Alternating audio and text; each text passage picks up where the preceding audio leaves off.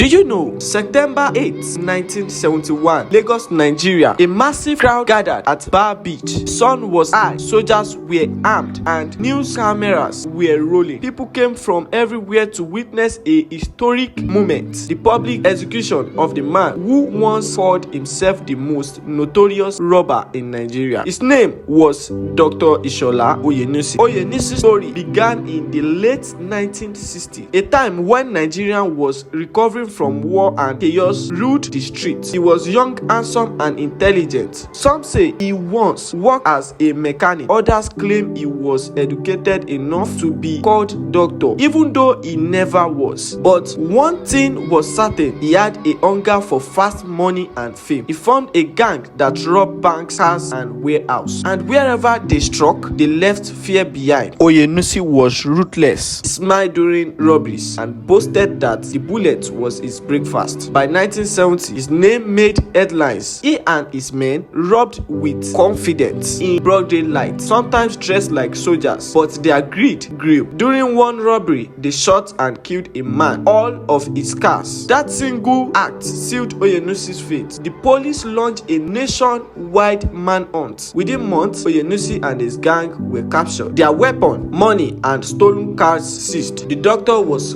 finally cornered. At trial, the courtroom was packed. Oyenusi, dressed sharply as always, stood tall and defiant. He was charged with armed robbery and murder, a crime punishable by death. Witnesses testified. Evidence piled up. The verdict was clear: guilty. The sentence: death by firing squad. On the morning of September 8, 1971, thousands flooded Bar Beach to see Oyenusi and 6 of his gang members executed. As soldiers prepared their rifle, Oyenusi smiled, still proud, still arrogant. Reporters said he looked at the crowd and shouted, "I am dying for the offense I have committed." Moment later, the gun fired. His body slumbered. Nigeria had just witnessed its first public execution of a criminal. The death of Ishola Oyenusi marked the beginning of a new era, a warning to criminals across Nigeria. His story became a legend, a tale of pride, power, and downfall. From Lagos to Ibadan, parents told their children, "Don't be like Oyenusi," and decades later, his name still sends chills down Nigeria's spine. A reminder that crime might pay for a moment, but justice never